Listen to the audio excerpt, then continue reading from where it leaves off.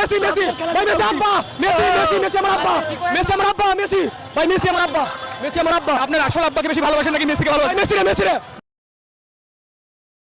আচ্ছা, আমি এই বিষয়টা নিয়ে কোনো ভিডিও করতে চাচ্ছিলাম না, কারণ আমি জানি যে আমার ভিডিওতে আপনারা এক রাতের মধ্যেই চেঞ্জ হয়ে মানে আমার কথা মতো যেটা আমি বলতেছি সেটাই মানবেন।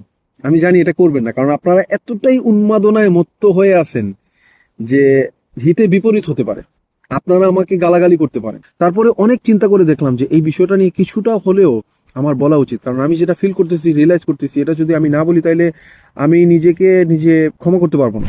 আমরা প্রায় সময় শুনি যে আমাদেরকে স্কলাররা বলে থাকেন, আপনি যাকে সবচেয়ে বেশি ভালোবাসেন কিয়ামতের মাঠে তার সাথে আপনার হাসর হবে।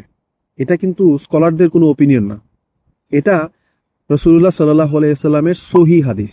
শয়তান কিন্তু কখনোই বলবে না যে আমাকে ভালোবাসো, আর আপনিও শয়তানকে ভালোবাসবেন, আর কিয়ামতের মাঠে আপনি তার সাথে আপনার হাসর হবে না, শয়তান আপনাকে বলবে না। কিন্তু শয়তান তার চেলাপেলা পৃথিবীতে রেখে দিছে, তার সোলজার ছড়িয়ে ছিটিয়ে আছে। গান বলেন, খেলা বলেন, এটা বলেন, সেটা বলেন, এইগুলার মধ্যে মানে আপনাকে মত্ত করে রেখে দিছে। আর যারা আপনাকে এই জিনিসে মত্ত করে রাখছে তারাই শয়তানের চেলা, ঠিক আছে? এই যে আজকে একটা ভিডিও দেখলাম, মেসি তার আব্বা, নাউজুবিল্লাহ।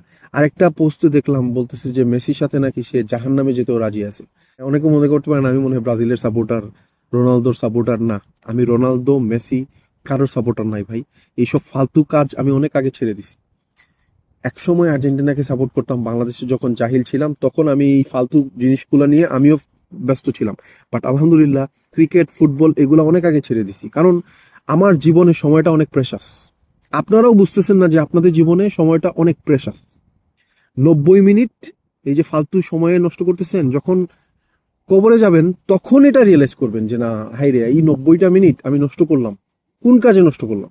নিজে যদি ফুটবল খেলতাম তাহলে আমার ভালো ছিল, আমার শরীরটা ভালো থাকতো। আমি আরেকজনের খেলা দেখতেছি, কার খেলা দেখতেছি? মেসির খেলা দেখতেছি। মেসি কে ভাই? মেসিটা কে? আপনারা তো জানেন ভালো করে মেসি কে, আমাকে বলতে হবে এটা? কিয়ামতের মাঠে যখন জাহান্নামকে সামনে নিয়ে আসা হবে, কোরআন মাজিদের আয়াত বলতেছি, তখন আমি আপনি আমরা আফসোস করব, কিন্তু তখন আমাদের আফসোস কোনো উপকারে আসবে না, কোনো উপকারে আসবে না। আমরা বলবো ইয়া লাইতানি কাদ্দামতু লি হায়াতি। আমরা যদি এই জীবনের জন্য এখন মানে আখিরাতি জীবনের জন্য আরো বেশি সৎকর্ম নিয়ে আসতে পারতাম, এটা বলবো আমরা। কিন্তু তখন আফসোস করে লাভ হবে না ভাই, আফসোসের সময় শেষ। প্রিয় ভাইয়েরা, আল্লাহ সুবহানাহু ওয়া তাআলাকে ভয় করেন। একটা দিন মালাকুল মউত চলে আসবে, তখন টু লেট। মালাকুল মউতকে বলতে পারবেন না যে আমাকে 5টা মিনিট সময় দেন, আমি মেসির এই পেনাল্টি গোলটা দেখতে চাই, এই গোলটা দেখার পরেই আমি আসবো। না, তখন আর বলার টাইম নেই, তখন টু লেট হয়ে যাবে।